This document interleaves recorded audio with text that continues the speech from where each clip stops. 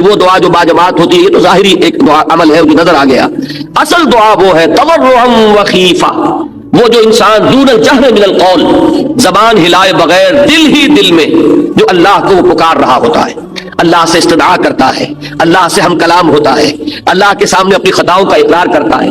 یہ جو اندر ہی اندر کی سرگوشی ہے، اس کو حضور صلی اللہ علیہ وسلم نے عبادت کا لب لباب اور عبادت کا جوہر قرار دیا. فرمایا الدعاء هو العبادہ، الدعاء مخ العبادہ، دعا ہی تو عبادت کا جوہر ہے. یہ دعا ہی تو اصل میں مخ کہتے ہیں عربی زبان میں ہڈی کا جو گودا ہوتا ہے اس کو، کہ اصل میں جو گودا ہے اس کا جو جوہر ہے وہ در حقیقت دعا ہے. تو اب اسی توحید عملی کا ایک دوسرا تقاضا یہ ہوگا کہ کبھی بھی انسان اللہ کے سوا کسی اور کو نہ پکارے. اور نمبر دو یہ کہ اس کا یہ پکارنا جو ہے، دعا کرنا جو ہے اپنے پروردگار سے، یہ بھی مخلصین لہ الدین، اس کے لیے اپنی اطاعت کو خالص کرتے ہوئے. اس لیے کہ اگر آپ اطاعت میں شرک کر رہے ہیں تو اللہ سے دعا کرنے کا منہ ہی نہیں ہے. کس منہ سے اللہ کو پکار رہے ہیں؟ جبکہ آپ نے اللہ تعالیٰ کے ساتھ وہ توحید فی العبادت کا تقاضا پورا نہیں کیا.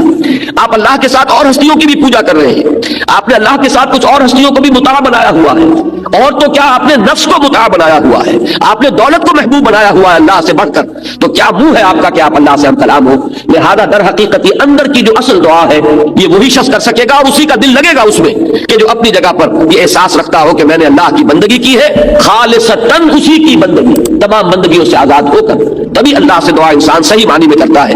تو اس سورہ مبارکہ میں ایک سے زائد مرتبہ یہ مضمون آیا ہے فادعوا اللہ مخلصین لہ الدین، بس دعا کیا کرو اللہ سے، پکارا کرو اللہ کو، لیکن شرط اس کے ساتھ ہے مخلصین لہ الدین، اس کے لیے اپنی اطاعت کو خالص کرتے ہوئے. اگر یہ نہیں ہو سکتا، ایک شخص کی زندگی جو ہے وہ غفلت میں گزری ہے، جہالت میں گزری ہے، نادانی میں گزری ہے، اب وہ اللہ کو پکارنا چاہتا ہے تو پہلے عہد کرے کہ اللہ جو بھی خطائیں تھیں وہ آپ فرما دے، جو بھی مجھ سے غلطیاں ہوئی، تیرے احکام جو میں نے توڑے، اب عہد کرتا ہوں کہ آئندہ کوئی تیرا حکم نہیں توڑوں گا.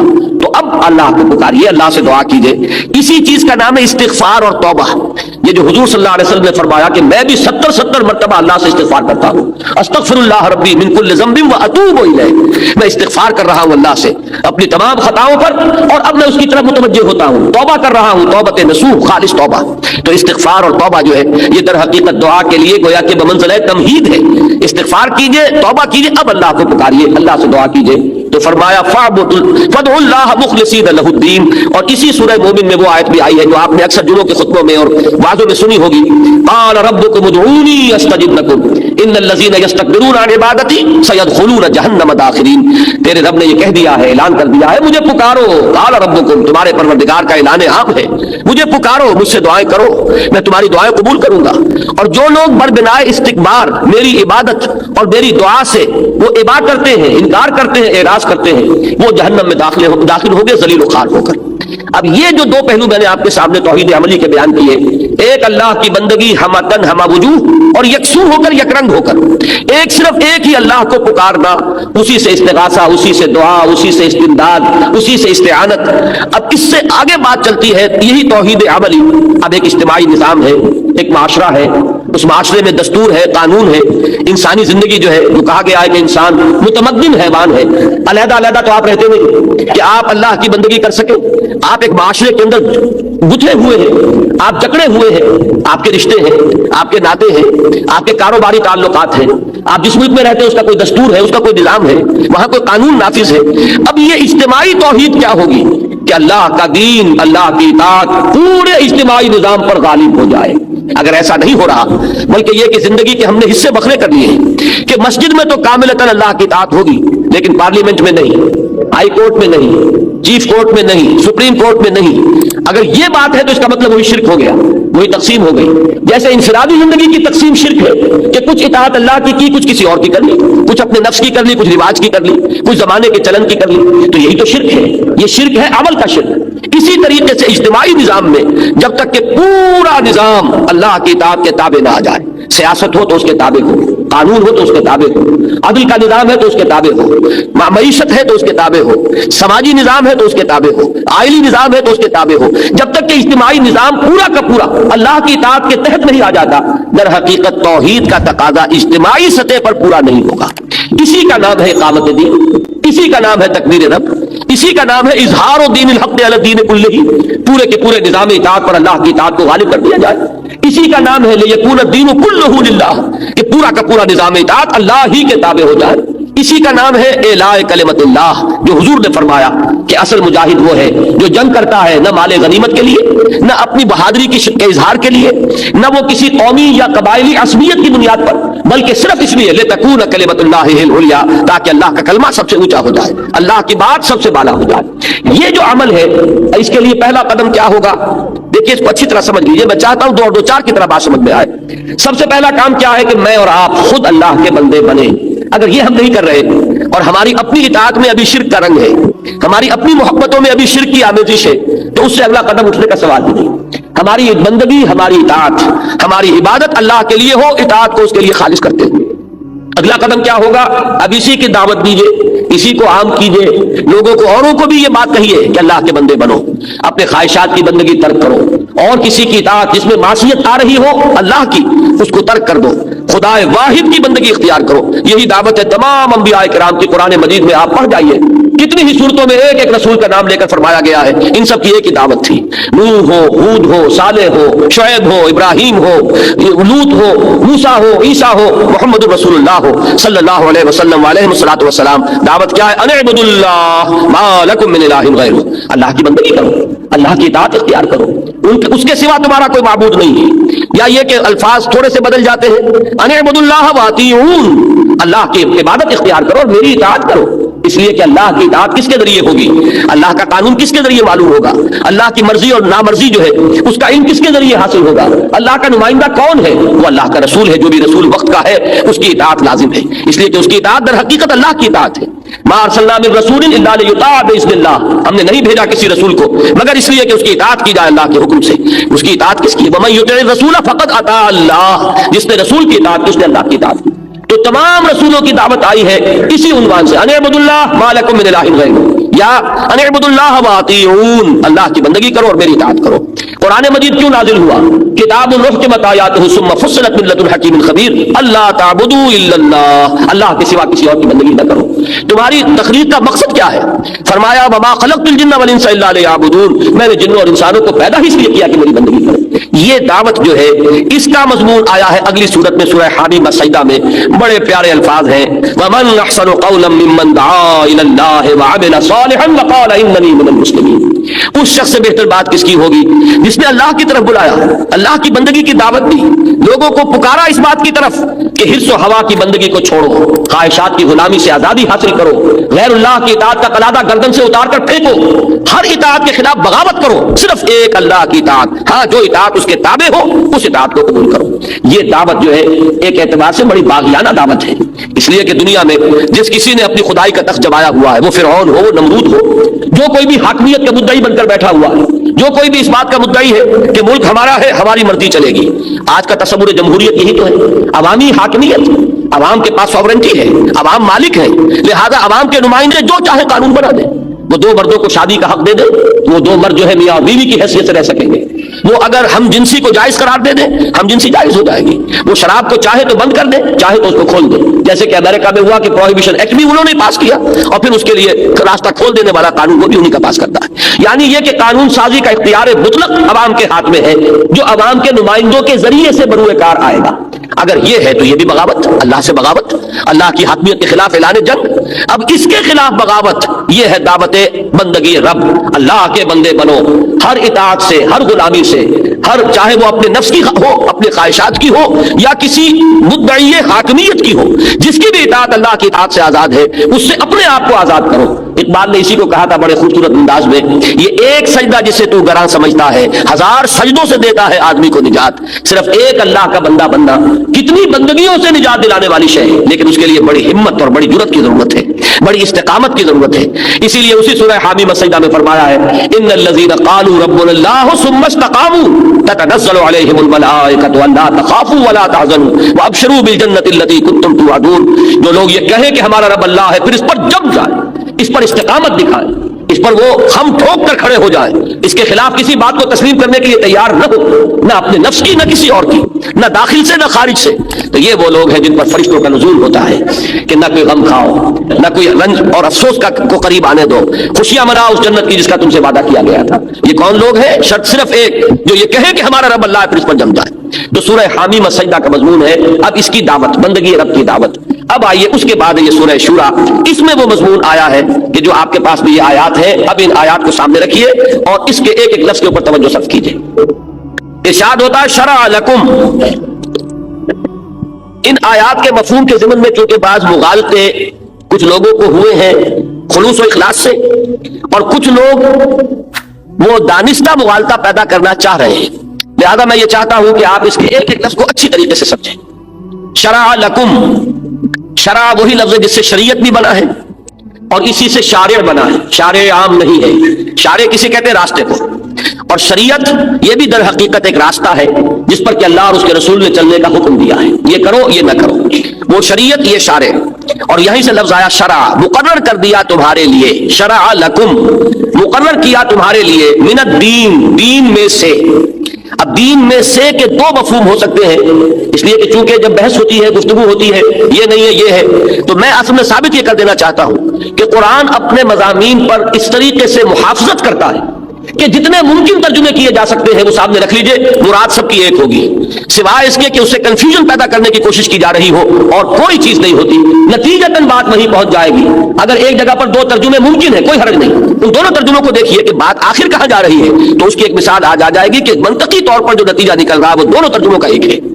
شرع لکم من الدین، اب یہاں پر من الدین کے دو ترجمے، فارسی ذرا سی اپنے سامنے رکھیے کہ از قسم دین، ایک ترجمہ تو یہ ہوگا دین کی قسم سے تم پر وہ چیز لازم کی جا رہی ہے، یا در بارے دین، دین کے بارے میں یہ بات لازم کر دی گئی، طے کر دی گئی، یہ دو ترجمے اس کے ممکن ہیں۔ شرع لکم من الدین، طے کر دیا ہے تمہارے لیے از قسم دین، یا طے کر دیا ہے تمہارے لیے در بارے دین، دین کے بارے میں، دین کے ضمن میں۔ اب یہاں سمجھیے دین کہتے کسے ہیں؟ یہ لفظ قرآن مجید کی ایک بڑی بنیادی اصطلاح ہے، اس کا جو سب سے بنیادی مفہوم ہے عربی زبان میں، یہ میں نے بارہا کہا ہے، آج پھر اشارہ کر رہا ہوں کہ جتنی اصطلاحات ہیں قرآن مجید کی، یہ سب عربی زبان کے الفاظ تھے جب قرآن نازل ہو رہا تھا، اس وقت یہ عربی میں مستعمل تھے۔ نیا لفظ قرآن مجید لاتا تو عرب سمجھتے نہیں، ظاہر بات ہے کہ پک اینڈ چوز کیا ہے قرآن نے، وہ جو زبان مستعمل تھی، جو عربی مبین تھی، جو اہل عرب استعمال کر رہے تھے، اس میں سے الفاظ کا انتخاب کیا ہے، وہ انتخاب حکمت کی بنیاد پر ہے۔ اچھا، ایک تو ہے عام الفاظ کا انتخاب، ایک یہ ہے کہ جب اسے اصطلاح کی شکل دی ہے تو اس میں اضافی مفہوم خود پیدا کیا ہے۔ مثال کے طور پر صوم کے کیا معنی ہے؟ رک جانا۔ اب رک جانے کے کیا معنی ہے؟ کس چیز سے رک جانا؟ اب صوم جو دین میں ہے وہ ایک اصطلاح ہے، صوم وہ روزہ ہے کہ صبح سے لے کر اور سورج کے غروب ہونے تک، طلوع فجر سے اور غروب شمس تک انسان کا کھانے پینے سے رک جانا، اپنی جنسی شہوت کو پورا کرنے سے رک جانا، جائز چیزیں بھی نہ کھا سکتے ہو نہ پی سکتے ہو، جائز طریقے سے بھی اپنی شہوت کے تقاضے کو پورا نہیں کر سکتے، یہ پورا قانون جو ہے اس کو پس منظر میں رکھیے۔ تو اب یہ صوم کا مطلب ہے، صوم کے معنی صرف رک جانا نہیں ہے۔ تزکیہ کے معنی کیا ہے؟ تزکیہ کے معنی پاک کرنا، صاف کرنا۔ لیکن زکوٰۃ کے معنی کیا ہے؟ زکات آپ کہتے ہیں زکات کے معنی پاک کرنا، صاف کرنا، جس طرح چاہے کوئی پاک کر لے، صاف کر لے، نہیں۔ زکات اب ایک اصطلاح ہے، زکات کا مفہوم ہے کہ اپنے مال کو پاک کرنے کے لیے جو طریقہ اللہ نے اور اس کے رسول نے معین کر دیا، اب اس کا نام زکات ہوگا۔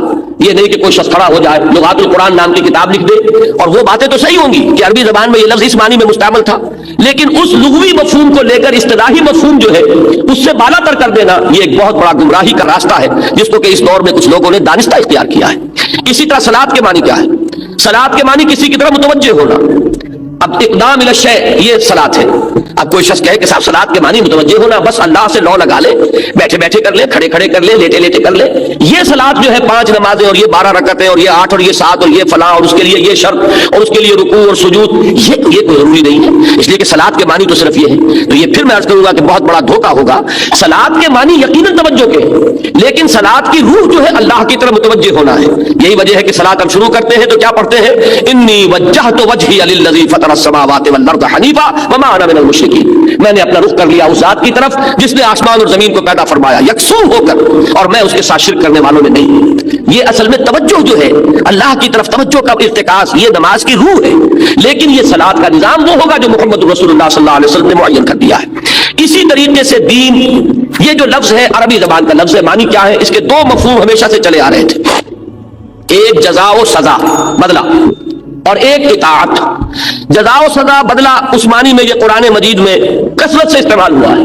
سب سے زیادہ اہمیت کے ساتھ سورہ فاتحہ میں مالک یوم الدین کیا ترجمہ وہاں آپ کرتے ہیں؟ جزا و سزا کے دن کا مالک، جس دن کے طے ہو جائے گا کون ہے کہ جو اللہ کے ہاں کامیاب قرار پا رہا ہے اسے جزا ملے گی، کون ہے جو ناکام قرار پا رہا ہے جو مستوجب سزا ہے۔ تو جزا و سزا کا کے دن کا مالک یعنی مختار مطلق وہ ہے، اسی کے ہاتھ میں اختیار ہے، کوئی اور اس سے بالا تر اختیار رکھنے والا نہیں ہوگا۔ لمن الملک اليوم للہ الواحد القہار، اسی سے لفظ بنا ہے، حروف اصلی وہی ہے۔ دین کسے کہتے ہیں؟ دین قرض کو کہتے ہیں، اس لیے کہ قرض واپس آتا ہے، جیسے جزا یا سزا واپس آتی ہے۔ آپ نے کوئی عمل کیا، اس کا نتیجہ ہے، اس کا ریباؤنڈ ہے، اس کا در حقیقت یہ نتیجہ ہے جو آپ کو مل رہا ہے۔ اسی طریقے سے آپ نے کسی کو 100 روپیہ ہدیتاً دیا، وہ واپس نہیں آئے گا، کسی کو ہبہ کیا واپس نہیں آئے گا، دین ہے قرض ہے تو واپس آئے گا۔ تو دین میں اور دین میں صرف زیر اور زبر کا فرق ہے۔ اسی طریقے سے آتا ہے اطاعت کے معنی میں اور جزا و سزا کے معنی میں، کما تدین و تدان، جیسا کرو گے ویسا بھرو گے، تمہیں بدلہ مل کر رہے گا۔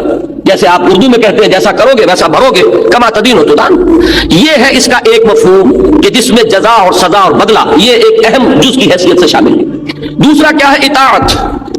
حضور نے فرمایا، بڑی پیاری حدیث ہے، کاش کہ یہ آپ لوگ یاد کر کے اٹھیں، الکیس من دان نفسہ وعمل لما بعد الموت، اصل میں ہوشیار آدمی، سمجھدار آدمی وہ ہے جو اپنے نفس کو اپنا مطیع بنا لے، اس کے اوپر غالب آ جائے۔ تو یہاں پر اطاعت کا مفہوم جو ہے اور قانون کا مفہوم کہ اسی کے مطابق اس سے عمل کروائے، یہ ہے در حقیقت اطاعت دین کا دوسرا مفہوم۔